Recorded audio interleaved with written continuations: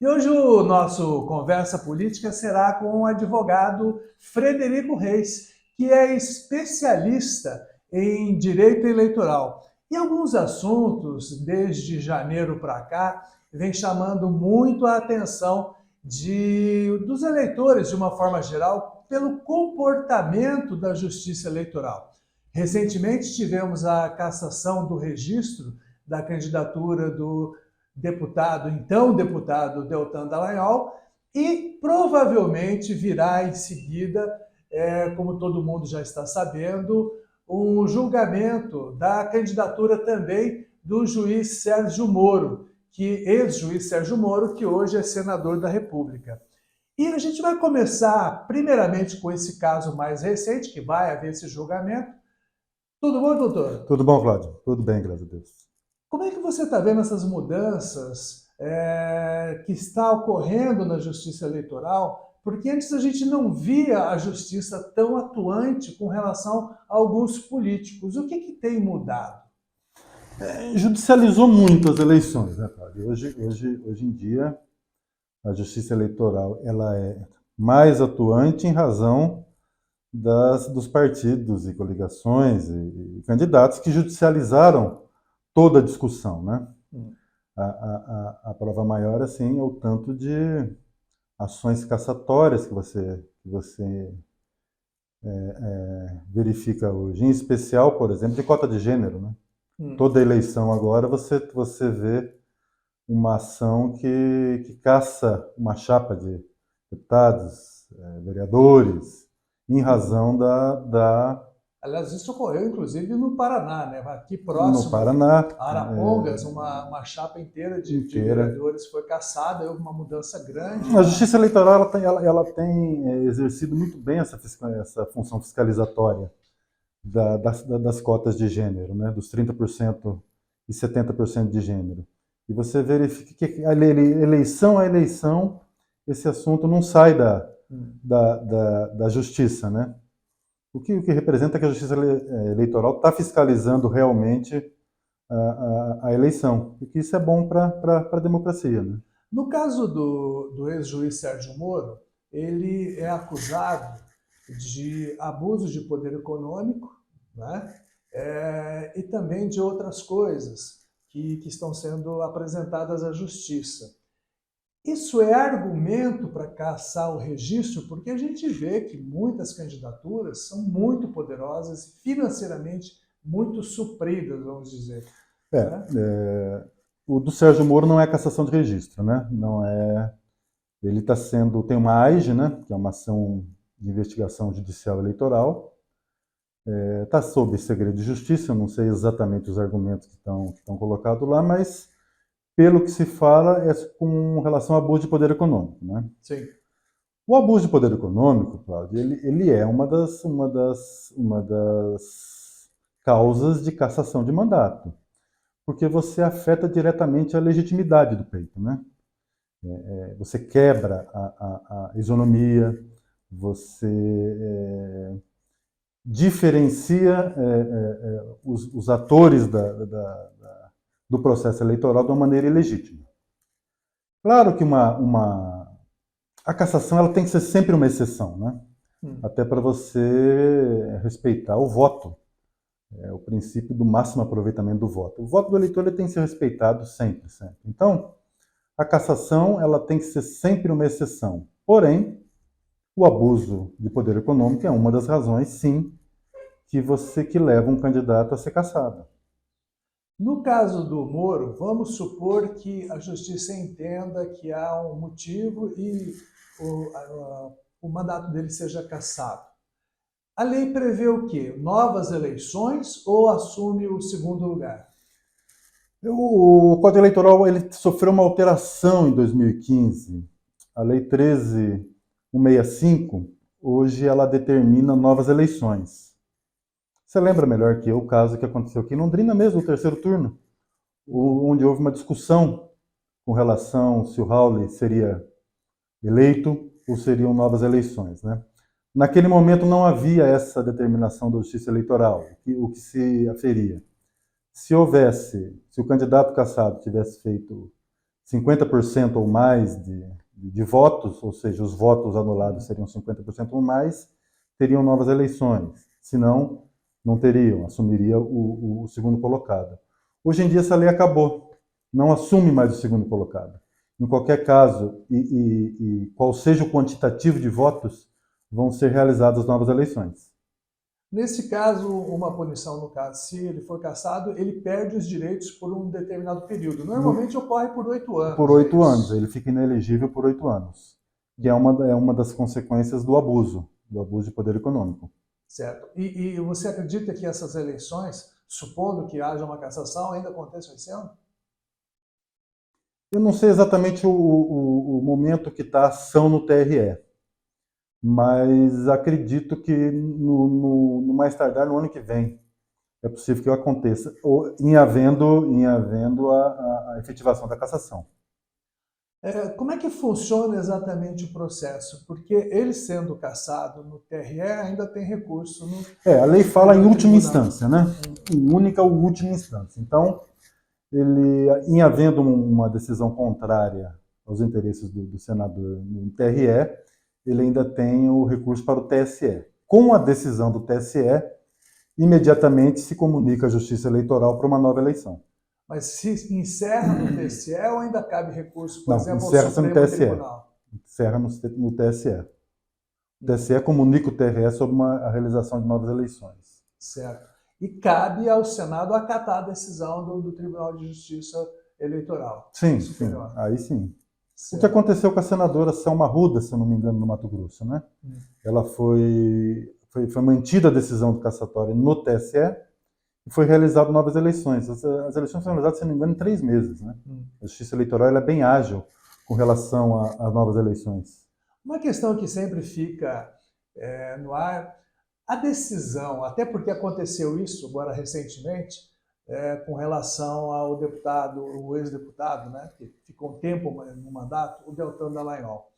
As decisões na esfera da justiça eleitoral, elas são políticas? Porque, assim, no TRE, por exemplo, no caso do Deltan Dallagnol, ele foi cassado, porém os votos foram mantidos para o partido, né? E se indicou um outro personagem que não era o Raul que acabou assumindo, né? Era um candidato ali que tinha feito até mais votos que o Raul, mas lá no sul do estado. Era um candidato do PL. Isso, do PL. Isso. Porém, no Tribunal Superior Eleitoral, houve uma decisão contrária à decisão do Paraná. E, na verdade, a cena era a mesma. Por que há essas divergências? Na realidade, no caso do deputado Raul, a partir do momento que foi... Aliás, você fez a defesa do Raul. Explique como é que foi feita essa defesa para que se chegasse à conclusão de que o mandato seria dele.